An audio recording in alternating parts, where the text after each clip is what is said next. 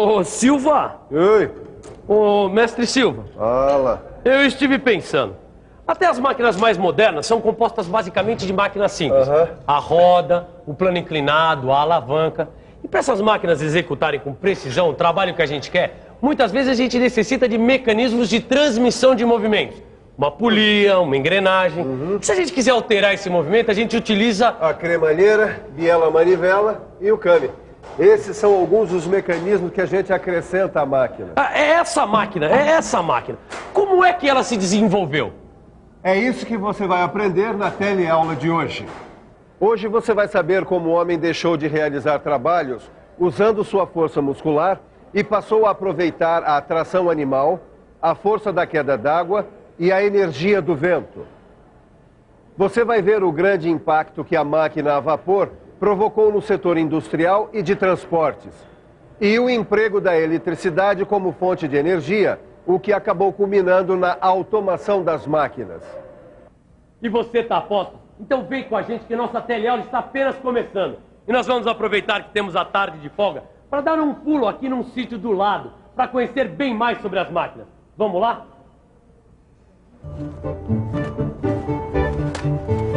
Ei, Tito, a mania de mecânica pegou você mesmo, hein, rapaz? Nem seu dia de folga você pensa em outro assunto? Você que falou que aqui era o melhor lugar para se fazer um piquenique e para aprender sobre as máquinas. E por acaso o seu mestre velho de guerra já decepcionou você? É aí, seu Juca. Moendo milho aí pra criação, né? Fazendo quirera pros pintinhos. Tito, o homem percorreu um longo caminho até chegar à máquina CNC que você tanto adora. No começo, tudo era o uso da força muscular. Também era praticamente tudo manual. Os produtos eram feitos um a um. E a qualidade deles ficava na mão de quem? Dos artesãos. Tô certo, seu Juca? Certamente assim. A humanidade foi crescendo e foi crescendo também o consumo de produtos. O mundo passou a exigir uma produção cada vez mais rápida e cada vez em maior quantidade. O homem foi construindo máquinas mais complexas. Primeiro, começou a usar a força de elementos da natureza, diminuindo o seu trabalho muscular. Construiu máquinas a tração animal. Ao usar o moinho de tração animal, o homem percebeu que o trabalho poderia ser acelerado. Até hoje ele é usado quando é a única solução possível. Ainda existem moendas de cana puxadas por burros. E em muitas olarias, as prensas de barro são a tração animal. O homem começou a usar também a força da água. Aonde havia água em abundância, o homem construiu a roda d'água, que era para aproveitar a força hidráulica como fonte de energia. Repara uma coisa, Tito. A água faz o papel do animal. Ela cai sobre a roda com os pás e faz a roda girar. Agora eu entendi. O homem foi aproveitando a energia natural do ambiente, dando soluções diferentes conforme as disponibilidades do lugar. Rapaz inteligente esse. E qual é a outra grande fonte de energia natural que o homem usa? Vamos pensar um pouco? Vamos pensar um pouco. Já falamos da água, da tração animal, está faltando... já sei! O vento. Em locais onde se venta muito, como na Holanda, se aproveita a força dos ventos. São os moinhos de ventos. A força do vento faz o trabalho do homem. Também é assim nos barcos a velas. Mais uma vez, a natureza a serviço do homem. No início, as máquinas eram feitas de madeira, mas o aumento da produção acabou provocando também um aperfeiçoamento dessas máquinas. Novos materiais passaram a ser empregados e também foram desenvolvidos novos processos de fabricação. Dá só uma olhada nesse torno antigo aqui. Ele tem partes em madeira e partes em ferro. O torno foi uma das primeiras e mais importantes máquinas utilizadas na fabricação de peças. Nos primeiros tornos, o movimento de rotação da máquina era gerado por pedais. A ferramenta ficava na mão do operador que dava forma ao produto. Pensando bem, não devia ser nada fácil ser torneiro mecânico naquela época. O cara tinha que ser uma fera. ter muita habilidade. E tinha que pedalar, segurar a ferramenta com uma mão e ainda dar forma ao produto. Eu, hein? Não era essa moleza que é hoje de vira a manivelinha aqui, aperta o botãozinho ali, o bicho pegava. Imagina um mecânico daquela época se visse um torno CNC. Com o decorrer do tempo e para facilitar a vida de todos nós, Tito, a ferramenta foi fixada à máquina, surgindo então a máquina-ferramenta. Que beleza, hein? Quer ver quantas máquinas-ferramentas surgiram? Muitas, dependendo do tipo de trabalho a ser realizado. A máquina-ferramenta aumentou ainda mais a capacidade de produção e melhorou a qualidade do produto final. Os tornos representaram um grande avanço para a mecânica. Agora eu pergunto, depois da máquina-ferramenta, qual foi a outra invenção que revolucionou a mecânica? Depois da máquina-ferramenta, a invenção que deu grande impulso à indústria e aos transportes foi a máquina a vapor. Esse tipo de máquina foi projetada por James Watt. O vapor realizava o trabalho mecânico e substituía outras formas de energia. Com a máquina a vapor, surgiu a necessidade de se adotar uma unidade de potência. Foi então criado o cavalo-vapor, ou CV, unidade que é usada até hoje. Os engenheiros na época queriam saber quantos cavalos a máquina a vapor podia substituir. Convencionaram então que um cavalo era capaz de levar uma carga de 75 kg-força a 1 metro de altura em 1 segundo. Ou seja, um trabalho de 75 kg por segundo, o que se convencionou chamar de potência de 1 cavalo-vapor, ou ainda 1 CV. Com isso, foi possível medir, por comparação, a potência das máquinas a vapor da época. De lá para cá, as coisas evoluíram de vento em popa, ou melhor, de vapor em popa. A máquina a vapor exercia grande esforço mecânico. Suas peças trabalhavam a altas velocidades e pressões. Por isso, precisavam ser mais resistentes e mais bem acabadas. Foram desenvolvidos, então, novos componentes, como tubos, bujões, cilindros e válvulas. Esses componentes resistiam melhor às condições de trabalho impostas pelas máquinas a vapor. Uma coisa puxa a outra. Veja só, o uso da máquina a vapor exigiu que seus componentes tivessem bom acabamento e dimensões mais exatas. A fabricação de produtos com essas características exigiu máquinas-ferramentas mais precisas e materiais de melhor qualidade, provocando um grande desenvolvimento da mecânica. E o aperfeiçoamento das máquinas aumentou o rendimento e representou um fator importante na atividade industrial. Uma coisa puxa a outra. Durante muito tempo, quem puxava os vagões de carga e de passageiros era Maria Fumaça. Essa aqui foi construída em 1912 e ainda continua nativa, fazendo trajetos turísticos. Vamos dar uma olhada melhor e subir aqui na cabine. Olha só, aqui ficava o maquinista e daí ele dirigia o trem. E aqui o foguista, onde ele colocava lenha na fogueira, ou melhor, na fornalha, para manter a caldeira sempre fervendo e produzindo vapor. A Maria Fumaça é um bom exemplo de uma máquina a vapor para a qual foram desenvolvidos componentes bem resistentes que aguentassem o esforço que realizava. Ela tinha 1.200 cavalos de potência e chegava a alcançar uma velocidade de 90 km por hora.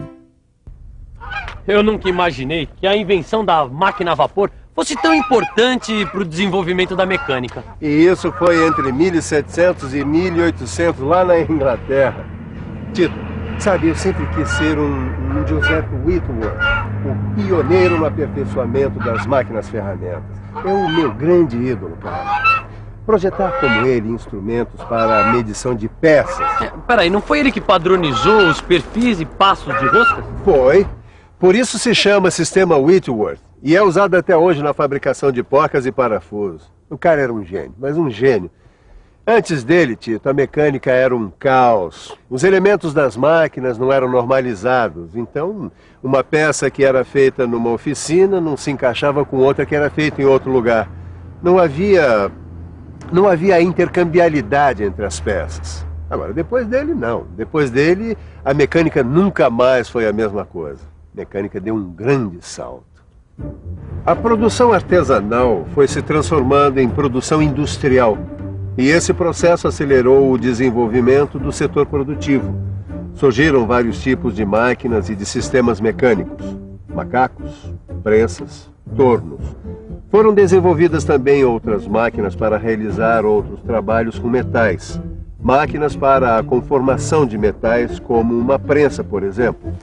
No final do século passado, outra descoberta do homem acelerou em muito o desenvolvimento industrial. Vamos ver se alguém por aqui sabe nos dizer qual foi.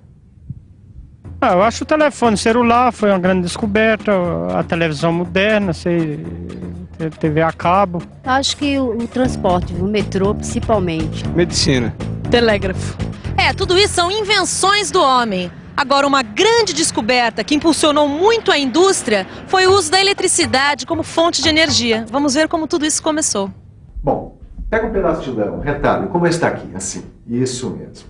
Aí você pega um pedaço de papel, uma tesoura ou com a mão mesmo, você pica ele em dezenas de pedacinhos. Agora você corta no outro sentido e você já tem os pedacinhos de papel. Isso mesmo. Agora pega um objeto de plástico, uma caneta, um pente como esse aqui e esfrega. Esfrega na lã. Mas esfrega bastante, aí com vontade e sem preguiça. Aí depois que você esfregou bastante, o que será que acontece se você aproximar o pente dos pedacinhos de papel, hein? Tcharam! Exatamente. Os pedacinhos de papel são atraídos pelo plástico que foi esfregado na lã. Quem descobriu isso, há 25 séculos atrás, foi o filósofo grego Tales. Ele observou que esfregando uma barra de âmbar, que é uma espécie de plástico, em um pedaço de lã, ela atraía pequenos pedaços de pena e palha. Bom, a palavra grega para designar âmbar é elétron. É daí que vem o nome eletricidade. Somente no final do século passado é que a eletricidade começou a ser utilizada como fonte de energia. Surgiram os motores elétricos. E a partir daí, então, é que a indústria se desenvolveu mais rápido ainda. As outras formas de energia foram aos poucos substituídas por motores elétricos, que movimentavam as máquinas sem ocupar muito espaço de instalação. Para aumentar a produção, surgiram no final do século passado as primeiras máquinas automáticas. As máquinas automáticas fabricam grandes quantidades da mesma peça sem perder a qualidade e a precisão. Com as máquinas automáticas, o homem pode usar muito mais o cérebro do que os músculos. Quer ver um exemplo? Enquanto essa estampadora mecânica faz 24 mil parafusos por hora, se fosse um operário num torno mecânico, levaria muito mais tempo. Ele faz 8 mil parafusos por dia. Com essa máquina, os parafusos saem todos assim, idênticos, iguaizinhos e com muita precisão. Com as máquinas automáticas, a atividade industrial pode se espalhar. Elas possibilitaram o desenvolvimento da indústria automobilística e também de vários outros setores, como a agricultura, o comércio e o transporte. Pois é, motores elétricos, máquinas automáticas. Cada vez mais o homem foi criando máquinas mais complexas para aumentar a sua produção e diminuir o seu esforço físico. Concorda, Tito? Foi o que nós aprendemos nessa teleaula de hoje. Diminuir o seu esforço físico e aumentar o lazer. Concorda? Concordo, mas e daí?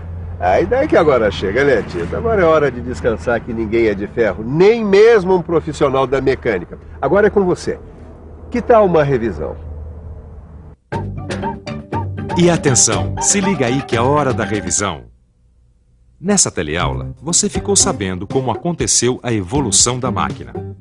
Como o homem foi substituindo a força muscular pela força dos elementos da natureza, até descobrir a máquina a vapor, e depois começar a usar a eletricidade como fonte de energia. Por último, vimos que a atividade industrial se desenvolveu mais ainda com o surgimento das máquinas automáticas, como é o caso da indústria automobilística. O mundo está cada vez mais exigente. Produtos mais sofisticados, menores, mais leves, mais baratos. E para se chegar lá, é preciso conhecer esse universo. O universo da mecânica. Estude. Conhecimento é o seu passaporte para o mundo moderno. Até a próxima teleaula.